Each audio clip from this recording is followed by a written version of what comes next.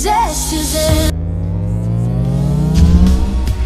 where resilience begins, not fixing the cracks, letting the light. Hello everyone, and welcome to Zest is Zen with me, Shel, the podcast that'll take you on a journey from the hustle to the harmony, fueling your passion whilst finding your peace. You are going to love my guest today, and I would really advise you to not only just absorb all that you're about to hear, but have discernment and just realize that this is someone's unique journey, and always there's hidden wisdom in everything that all my guests share. So I just want you to be really open-minded and really curious. And his name is Chris Thier. He is a life coach, NLP practitioner, hypnotherapist, and the founder of Fear Thinking Therapies. He has an incredible journey that I don't want to go too much into, but it lasted over 20 years, that I'm sure he will speak about.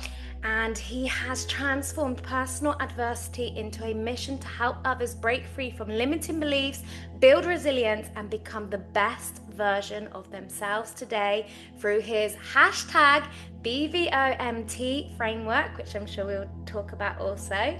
Through his powerful lived experience and non-medical approach to chronic illness and mindset transformation, he opens the door to a deeply inspiring conversation around purpose, possibility, and what truly becomes available when we stop letting life define us.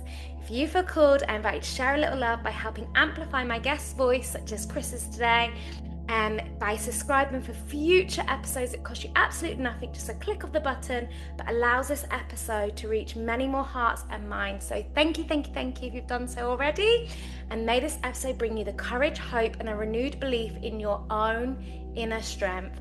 And I just want to really, not only for this episode, but for other episodes, I really want to emphasize that what is expressed in these episodes is this person's unique journey and what they have experienced, which I'm sure we'll dive further into. It's not saying that we're medical professionals or that one way is right or one way is wrong. It's just his unique unfolding that worked for him, and it could work for you if you truly believe in the power of what he shares with you today.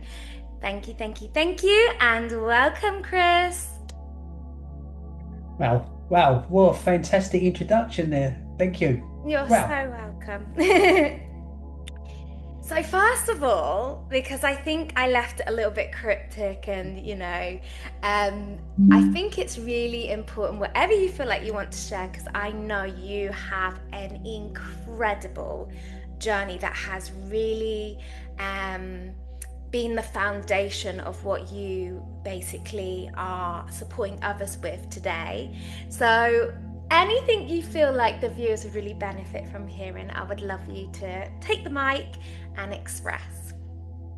Okay. I suppose I'm going to start this with, I believe that the work I do now is what the universe has always wanted me to do.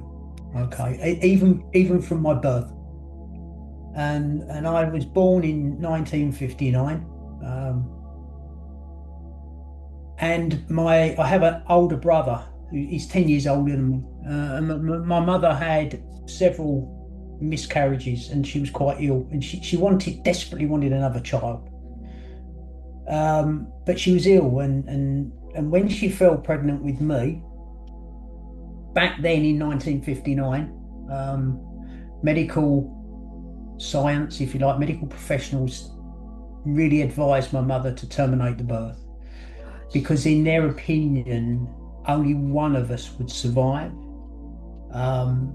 And my mother was she was an amazing lady, but she was adamant that she was going to go full term, which she did. Yes. And I think it was much to my father's annoyance, really, if you like. But she did, and I was born. She survived. I was premature. Yeah. But I'm here to tell the tale. Yeah. You know. You are. yeah, so I started my journey really. Would you think it would be valuable for your listeners to hear some of my journey? Because I'm sure it's going Absolutely. to relate to them as well. Absolutely. Oh, Definitely. okay. So, I got into school. I wasn't particularly academic. Um, uh, I, I did find it extremely difficult to read and spell words. Mm. Um, and I didn't know why, and no one was helping me. I didn't get a lot of help in the school system there, and I kind of really opted out of it. Really, it Mm. was painful to read. Um, One of my junior school teachers used to delight in getting me to stand up and read to the class, knowing that it was Oh. going to be gobbledygook, really, I and think they laugh need at to me. drop that. Like, that's how many years now and how many generations is that still going on? I think we need to drop that because lots of people sorry to Well, interrupt your story, but lots of people remember this significant time. And let's just leave that and park it at the side and try a new way. well, yeah. I mean, I so basically I kind of opted out of school as much as possible, Yeah. um, and I avoided reading and spelling in every case. I really did believe I couldn't do it. I Mm. actually thought I was thick, really. And so at 13, I used to find opportunities to work, and I'd bunk off school and I'd work on Romford Market as a barrow boy.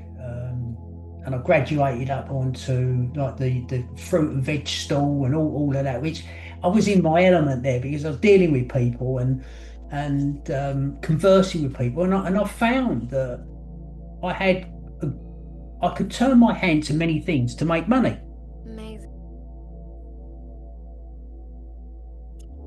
Chris, I'm so sorry.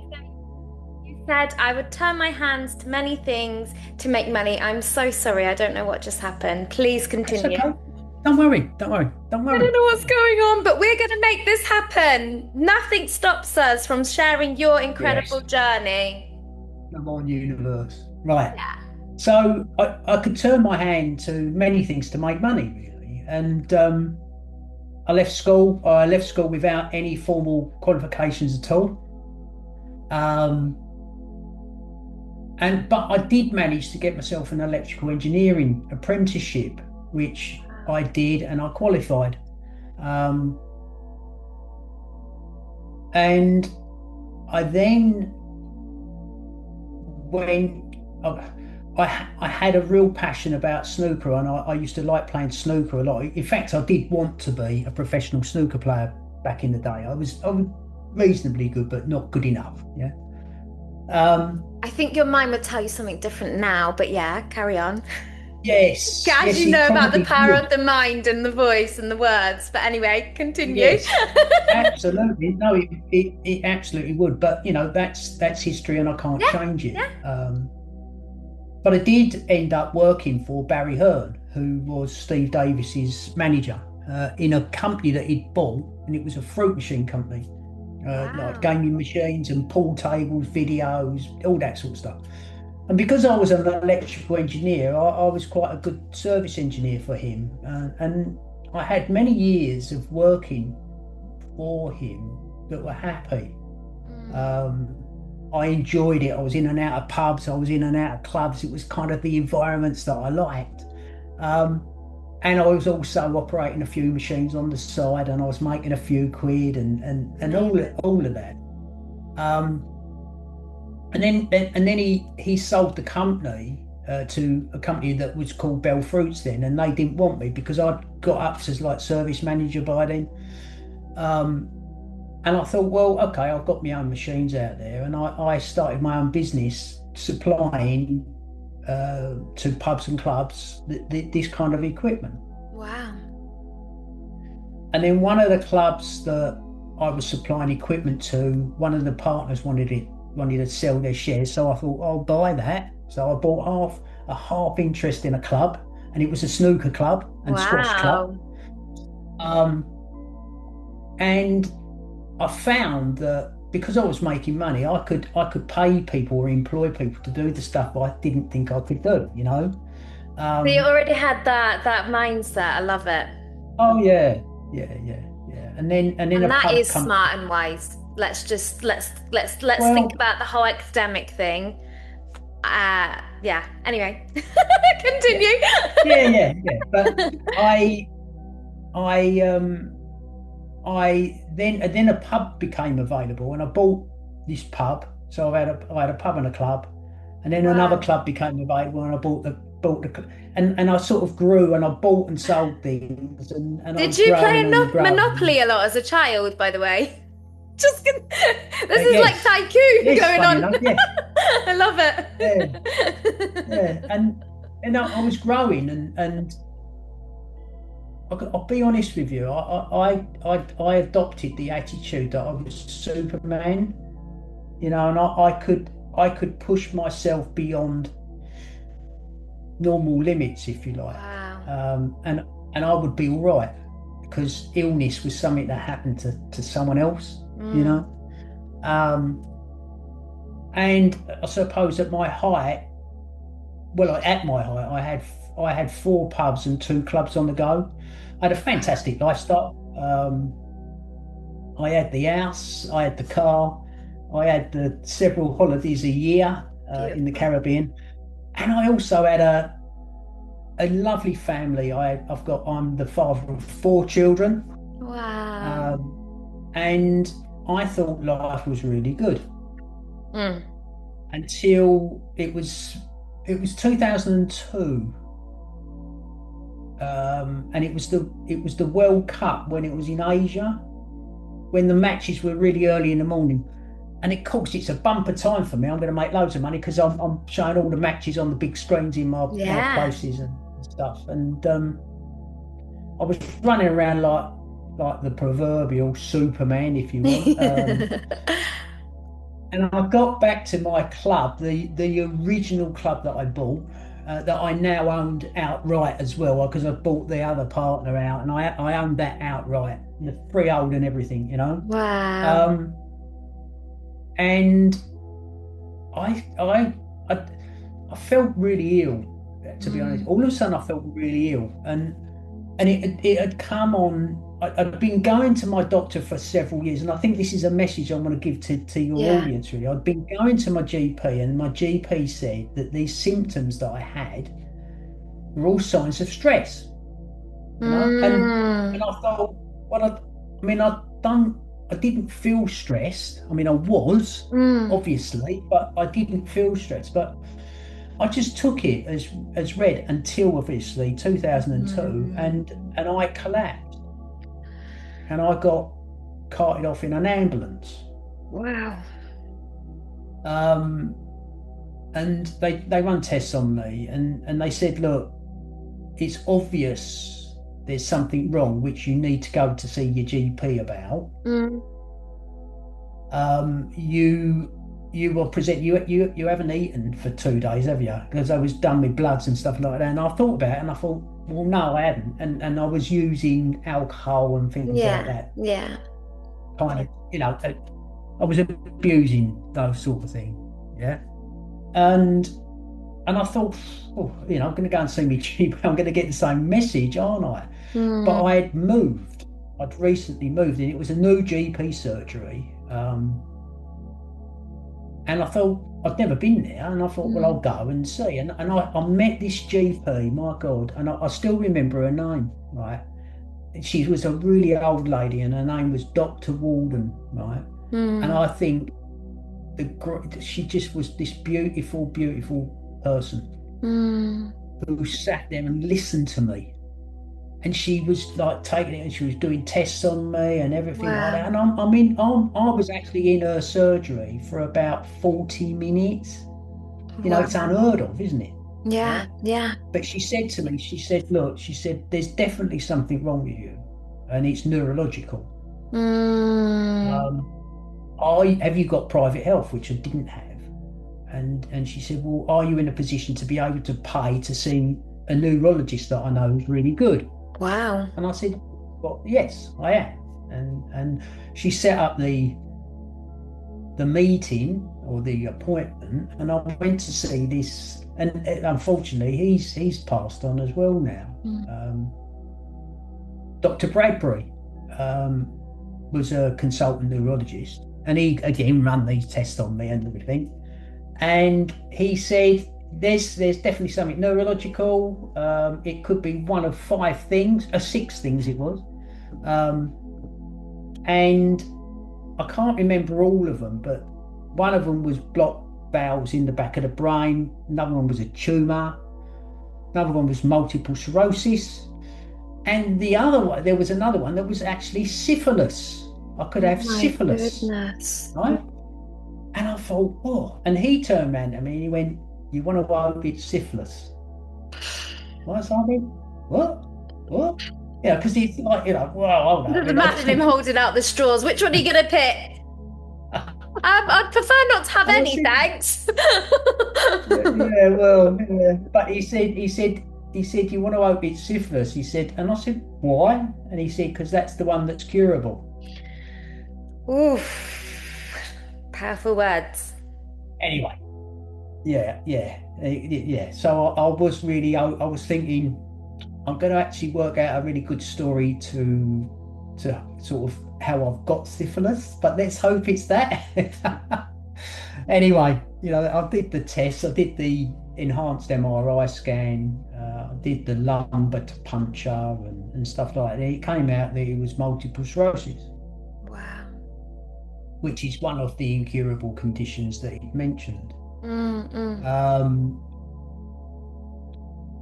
Which I've got to be honest with you, it kind of hit me a little bit like a sledgehammer, that.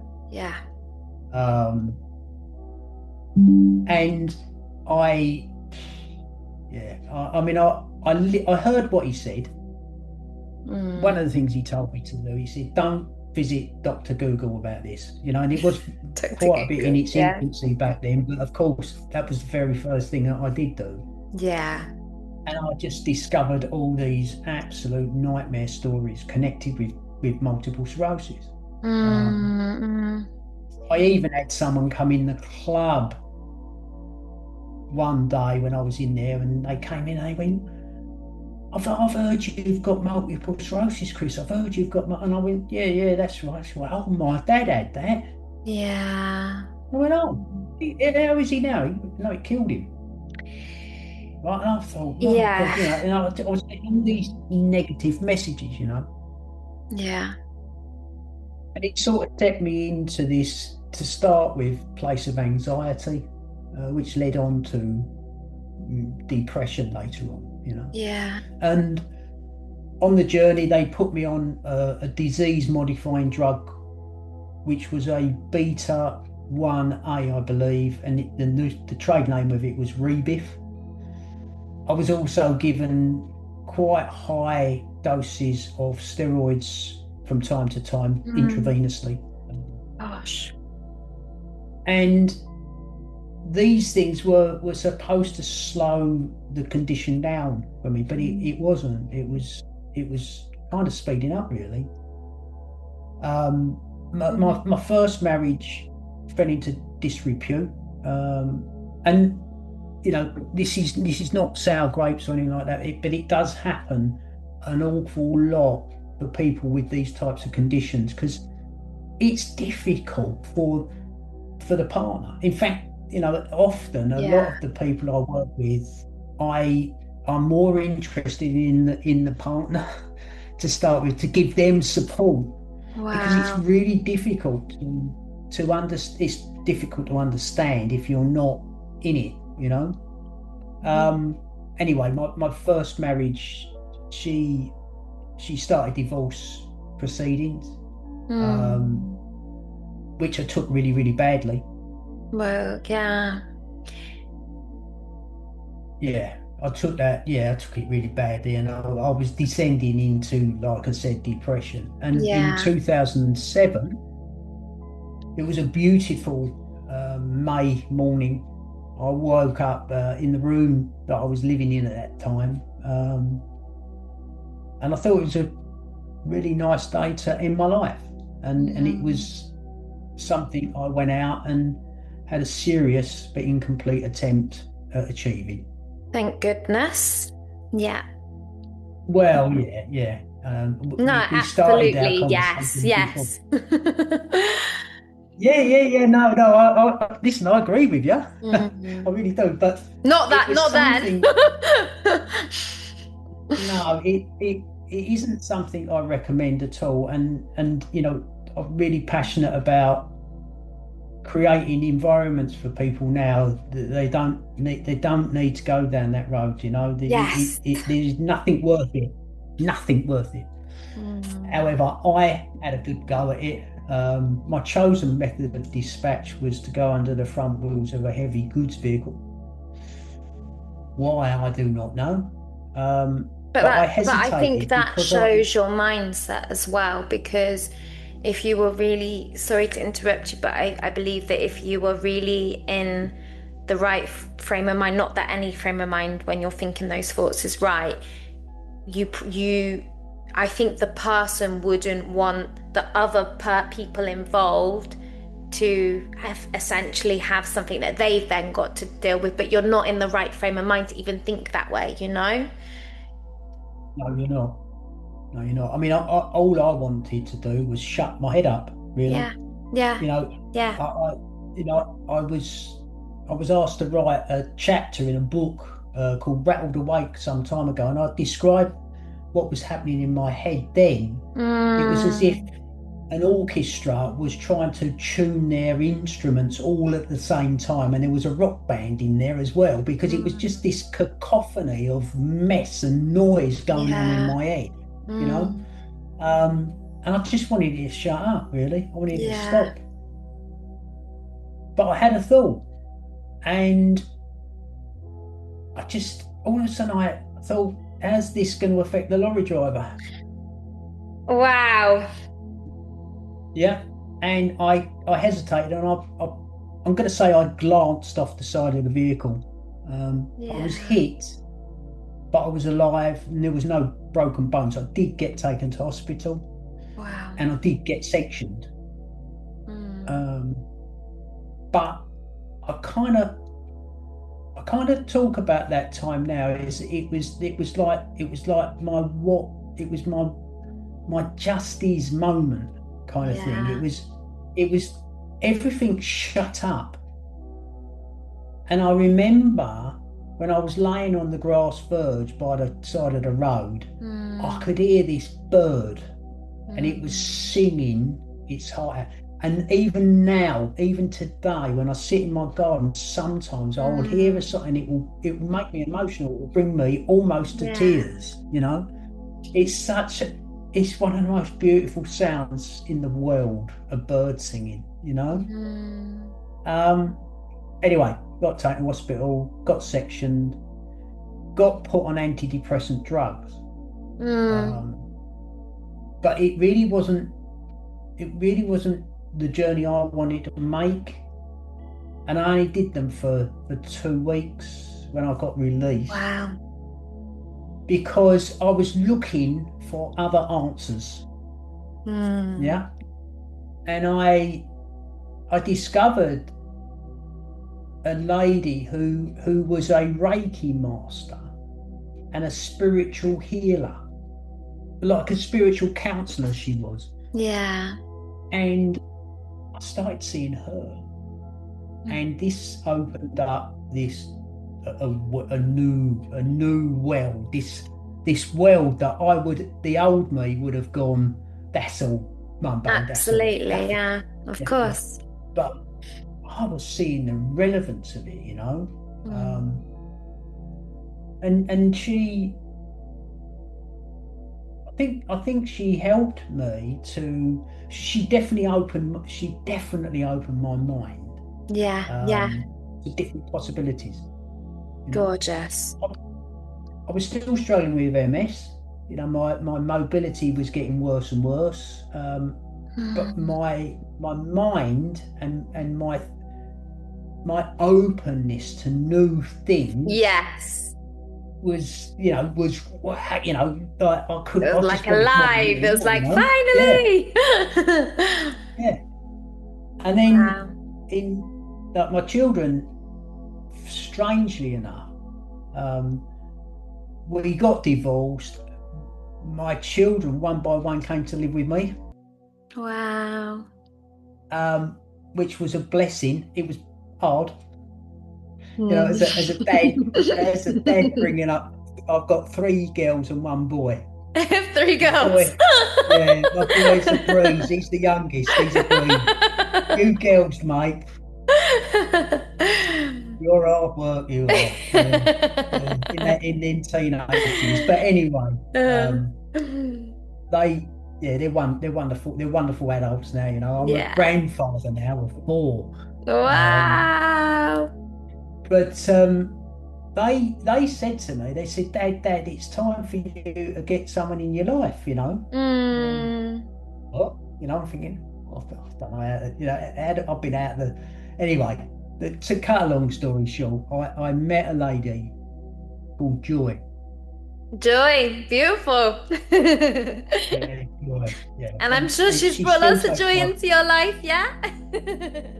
oh my God, I can't say, it still takes my breath away, you Mm. know? And so in 2010, we started a relationship. Weirdly, we'd known each other when we was at secondary school. Wow. Um, and she was married to a man that I used to talk to in one of my pubs. And I didn't know he was married to her, Wow. but it kind of, our relationship gelled really well because we had so much past in common, Mm. But you're almost, you it's know? like a past, but a parallel past, but you were on two different paths and then they joined together. How Yes, beautiful. yes, yes. And she's I'm gonna describe her as educated. And she sat me down and she said, "Look, I'm going to help you spell. I'm going to help you write. I'm going to help you right." And she did. And I Yin to your discovered, yang. oh my God, yeah, yeah. But I kind of discovered that it was the way I was pronouncing words that was a lot of the problem. Yeah. Mm. And then she said, "You need to go and have a dyslexia test," which I did. Mm. And I found out that I have a condition called Arlene syndrome. And it's where the words move on the page. Mm. I've heard about this. They jump, yeah, Yes. jump Yeah. And of course, and when the teacher was even making, colors can affect, yeah? yeah, I've got my glasses somewhere I could show you, but that's the teacher used to make me read, and it didn't make sense because I'd miss lines out or I'd skip a paragraph Mm. because I'd lose where I was.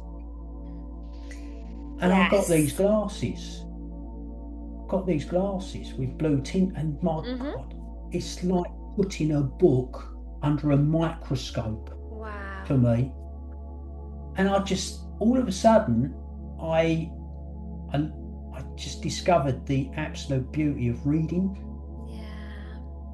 I started studying, Amazing. um, Wow.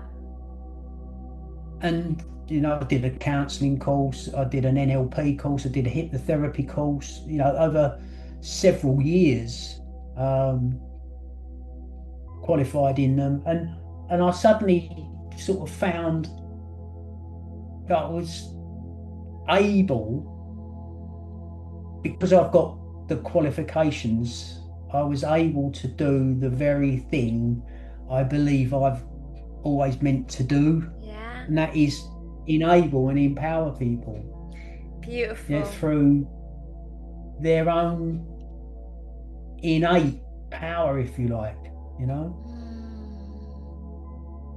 That's absolutely So, beautiful. And I think even in you sharing about the glasses, someone could really like that in itself could be something that someone just listens to that and like completely change their life, just in the way they I see the hope so. world. And I know that there's a lot more that you're going to reveal about all the incredible work that you're doing, and I know you haven't fully expressed about what happened with the condition that's uncurable yet. But wow, wow, wow, wow, wow, wow, incredible. Okay. So where, I'm going to say that day in 2007 actually enabled me as a man to step into my true power. Amazing. That day I got in touch with both my feminine side Yes. and my masculine side. Yes. And I'm proud to express emotions, and I'm proud to be affected by things I see on the TV or see or read or hear.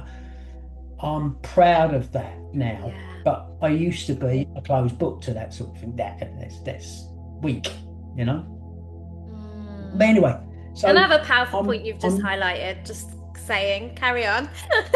well, yeah, I mean, yeah, it's blokes, yeah, you know, we're lovable, but I was definitely brought up not to show my emotions, Yeah. you know, and I even think that a lot of men now it's still like 100%. still like that. And even I just feel like it's really important to mention before you continue, even in the words that we consciously or unconsciously say to little ones of, no, don't cry, grow up, be a big boy, these are all conditionings from such a young age. And I'm not saying it only happens to little boys, it happens to girls as well, who then become very masculine. I know that okay, I might look feminine, but I know I was very much in my masculine energy most of my life of, I can do it, why are you helping me, I don't need your help. And once you've just highlighted about the balance, yeah, it's not male or female, it's something within that needs the balance. And often when you can really connect to that, whether you can do it or not, it's got nothing to do with being able to do it. It actually is of service to someone else to allow them to help you. And that's what I've learned, is when I take it away from me and it being like, I know how to. No, actually, I can soften and thank you for helping me. And then that gives something to the other person to feel like, wow, I get to help also. And it's all energy. And so, sorry, I just felt like that was important to mention. Yeah, no. I think your point you're making there is that, and I would describe what you just said. That is the absolute difference between closed mind and open mind thinking. End of. You know, we have to come at everything with an open mind, and I suppose on my MS journey, which I suppose a lot of your viewers are going to be interested in. When I met Joy in 2010, most of my time spent outdoors, I was in a wheelchair. Yeah. Wow. Because I used to fall over a lot. I was a bit of a stubborn bugger, right? But I'd fall over, I've done my uter, I've cut my head open, I've broke fingers, falling over, and I thought, yeah, maybe. Well. Anyway, so I'm using I get knocked down. I guess what I'm hearing. Yeah, and I suppose I've missed out something, because in 2008, my neurologist, who was a different neurologist, he ordered because he couldn't understand why I was going so quickly. So he ordered another enhanced MRI scan and found that I had several new lesions in my brain, and told me I'd now entered the secondary progressive stage. There were back then no disease-modifying drugs or therapies available. Back then, I think there is now, but back then there wasn't. And he said, look, I'll monitor you on a yearly basis, but you, in light of what's happened with your mental problems, you've got to accept that you're going to be in a wheelchair by 2012, because that's as it's progressing, you know. And in a lot of ways, he was right. He was right. I found myself using the chair more and more and more. But I was also looking for positive stories connected to multiple sclerosis, right? And do you know what? When you search in a different way, you get completely different stories, didn't you? And When I you're started looking to for discover, evidence. Yeah. yeah, and there was these people out there that were living proactively with this condition. Wow. And I thought, I want to be like them. I don't want to be Yes. like me, I want to be like them. Yeah. So I started to mimic what they were doing, really. Amazing. And the first thing I did was diet. And I adopted what was the original MS diet, which was devised by a guy called Dr. Roy Swank. Okay. It's been the longest running dietary experiment with people with multiple sclerosis. It's been going for over 40 years now, I think. Wow. And it's quite an oppressive diet. But I found when I followed it that things improved. Wow. A bit. It's not easy, but things improved. Amazing. And then through the spiritual counselor that I met, she taught me how to meditate. And I started to use that more and more. And in my meditations, I used to imagine these little figures with yellow sou'westers on and hard hats and pneumatic tools in their hand to go into my body Wow. to repair where the damage is on my nervous system. Beautiful. Right? Now, MS has affected the left side of my body more than my right. Yeah. And I could not wiggle my toes. I could not tap my foot. I've got, like they call it, foot drop. And one day when I was doing meditation, I found that I could start to move my toes. Wow. And I thought, wow, hang on a minute, what's going on here? And then I started to be able to. This is over a period of time. This is not like bing, light bulb moment, right? This is over a period of time. Then I could move my toes more, and then I started to be able to lift my foot. Collecting more and then evidence. I started to be able to to tap my foot to music. Wow. Right, and I'm thinking, hang on a minute. If I can do that, what can I do? Superman coming back again in a different way. Not with alcohol this time. with a strict diet and meditation. Yeah. And I found things improving, and I got into functional movement, which is a form of exercise, if you like. I started to take control. Now, each year I'm going to the hospital to see my neurologist on the yearly appointment, and I'd go there in my wheelchair.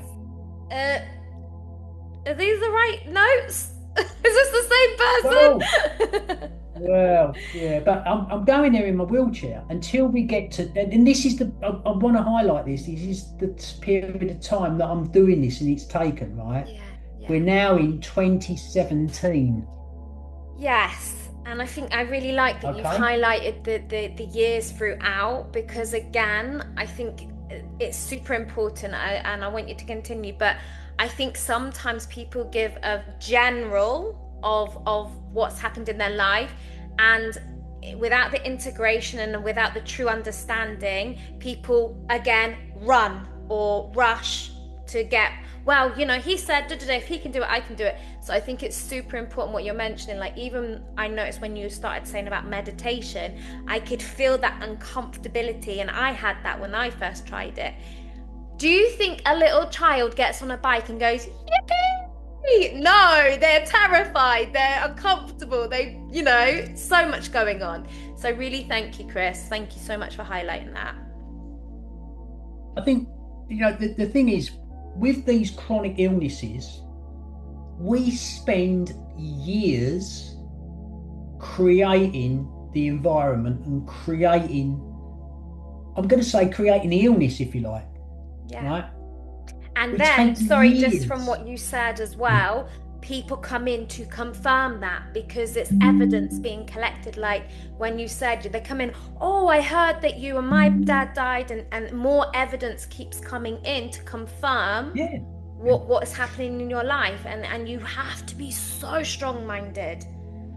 So strong-minded, but often we're not at that point at the start. We're in shock. We've just received something, and so the integration, which I love that you've mentioned from, I think was 2007, 10 years later, 10 years. And it's not saying that now, again, it's got to be 10 years, but what I feel like you're really emphasizing is we're all different. We're all on our unique journeys, but there was something within you as different parts and different phases entered your life that you had, oh, okay, I can see something now about this.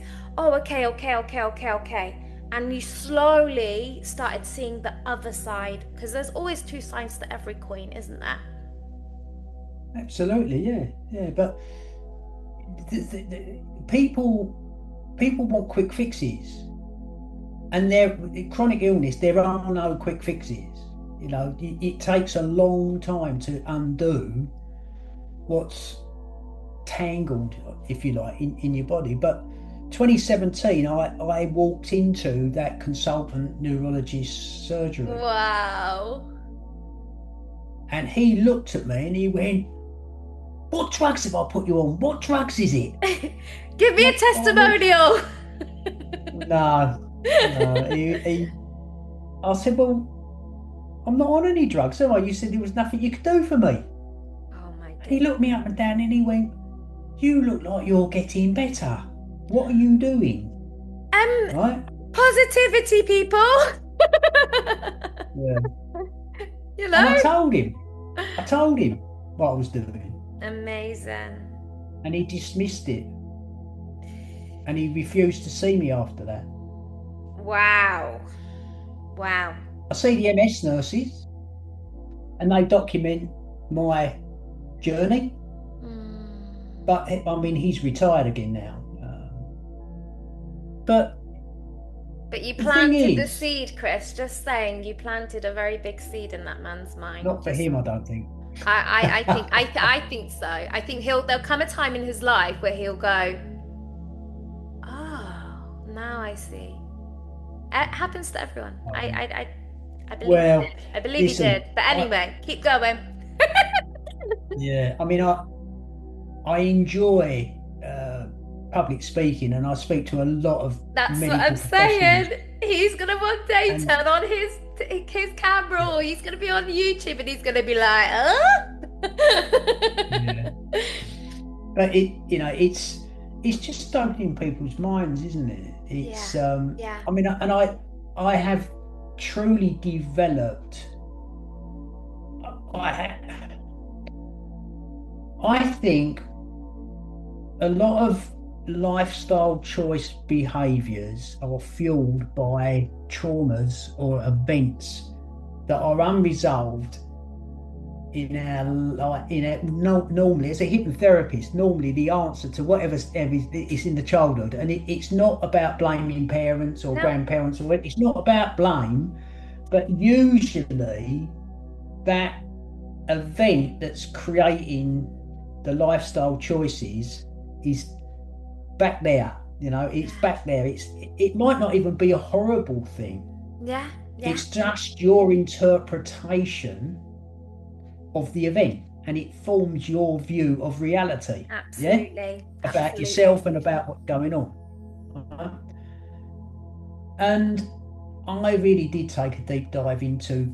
I've resolved my traumas, but I also looked at my beliefs around health and health professionals. And I used to believe that doctors were gods. and whatever they said was right, and whatever they said was fact. Yeah. I now have huge respect for health professionals, and I've got many as friends, Yeah. Yeah. but we as human beings have an innate power to heal from within. Absolutely. And Right? we only We know what we just, know, and that yeah, we person just only need to knows what they believe. know. Yeah, we just need to believe, and I mean Yes. really believe. Yes. Not believe on the certain. I mean believe. Yeah, Agreed. Agreed. and I have that rock solid belief. Even when MS is being interesting, I look at what I look at the choices I've made, Mm. um, and look for answers there, because it's usually something I've introduced into my life that Yeah. probably shouldn't have done. Yeah. You know? Absolutely. I agree with you. The moment I stopped pointing the finger out and took accountability of my own choices, um, significant changes happened in my life. And often, there's so much noise externally. There's so much Dr. Google, blah blah blah blah blah. Not dismissing that, but again, where we search, we seek more evidence, but we can only seek it from the perspective of who is at that capacity or what they know. Whereas I agree, if you really, really, like, this is just again something I noticed that you've expressed as well, is when you really take that time. You can call it prayer, you can call it meditation, you can call it just being quiet to yourself, walking in nature, thinking aloud, whatever way. There's not actually a certain way. Everybody is unique and different. But if you ask, I believe you will receive, maybe not straight away, but some way and somehow a person will come, an article will come, something will enter your life, something in your mind, and you will always receive the answer, but you have to ask. Yeah. You have to have your mind open to Yes, receive. yes, yes. You really do. It's. Have you ever heard of a guy called Sydney Banks? No. Right. So Sydney Banks was a guy, just a normal guy. He was a Glaswegian ship welder, I believe, who emigrated to Canada. And he had this groundbreaking kind of moment in his life where he had a vision. And he started something called the three principles, which is mind, consciousness, and thought. Yeah. I mean, it's a bit more detailed than that, but I think I had my groundbreaking moment in 2007. Yeah. That moment of actually now, right here, right now is the only time that actually matters. Yes, the present And moment, the present, yes. absolutely, but one of his quotes, if you like, that I love, and I'd love to share this with your audience, right? Yes, please. And he said, and I might not be word perfect here, but he said, your thoughts are not reality. Yet it is through your thoughts your realities are created. Yes, yes. And when you really understand that, and you understand where thoughts come from, they come from beliefs, traumas, events, and things you believe about yourself that are not true. Yeah. Then you can start creating more open mind thinking. Absolutely. And just on the back of that as well, I think it's really important, and just knowing you and the work you're doing, I think you might agree with this. I think equally there are times, ebb and flow, where the thoughts come in and they are super strong, but also if you observe and don't become them, because also that it's all a belief, isn't it? Because if again we took that literally, it would be like, oh, I think this is the truth, this is going to happen. Whereas if you're very neutral and you observe, and interesting that that's coming up right now. I don't actually believe that. I don't think that's going to happen, because I know there was a time where I thought everything was mine, and it really isn't. Sometimes it's just things passing through to come up, to come out. So I think equally we do have the power to pick what we want to believe of our thoughts as well. Yeah.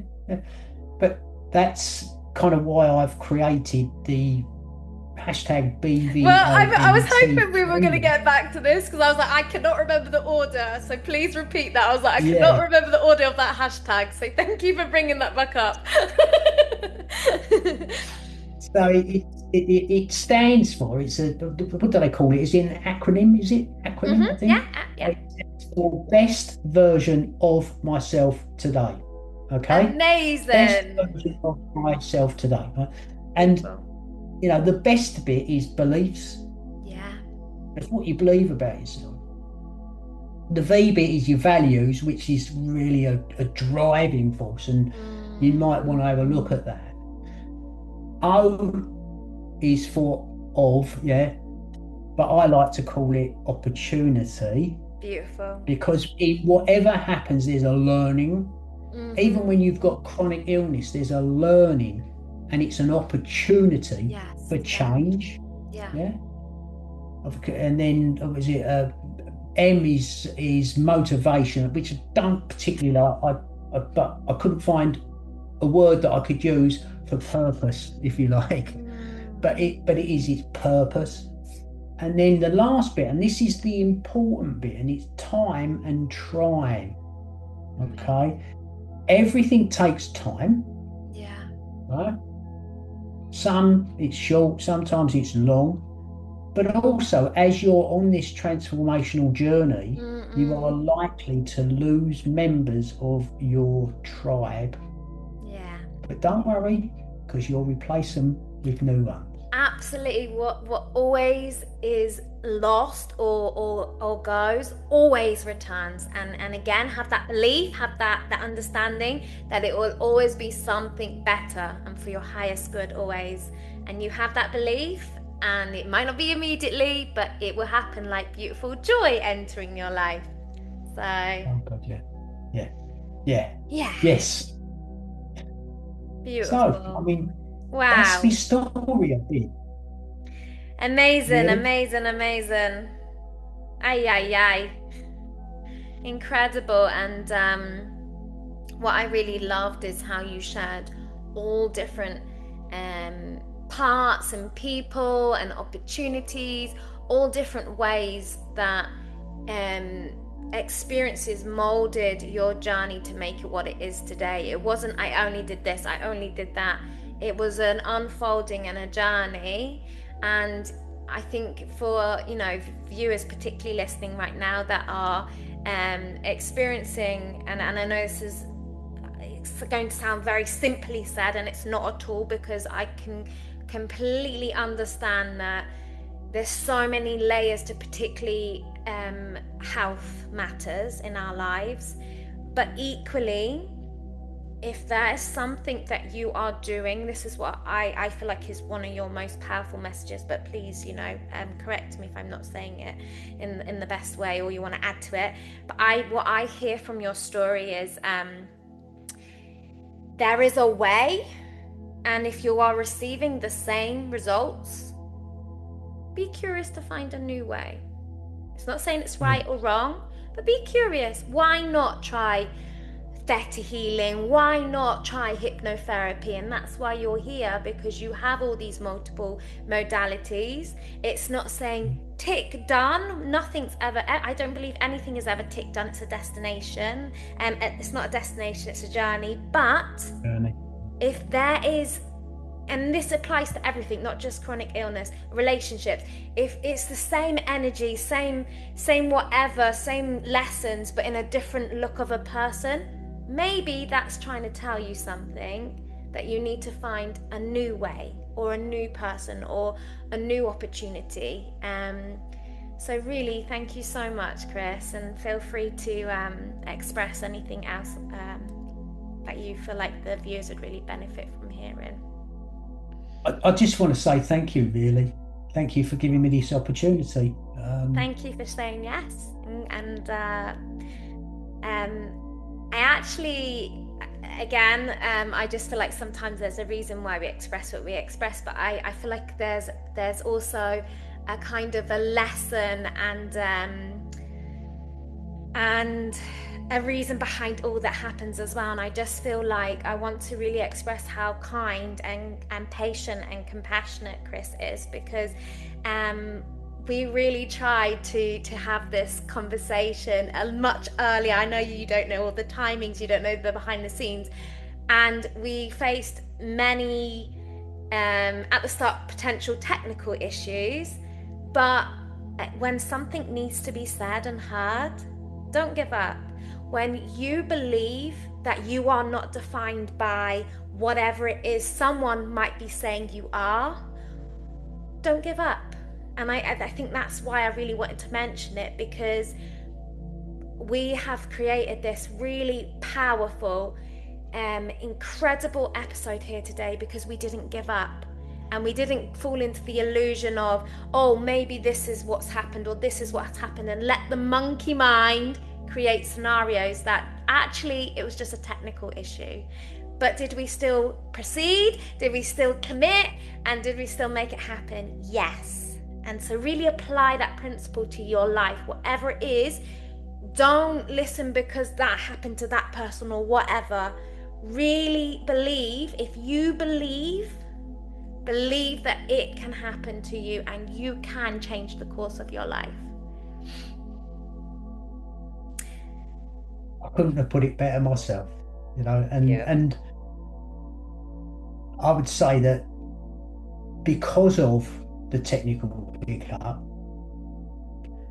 this has actually been an even more powerful episode of your Zest to Zen.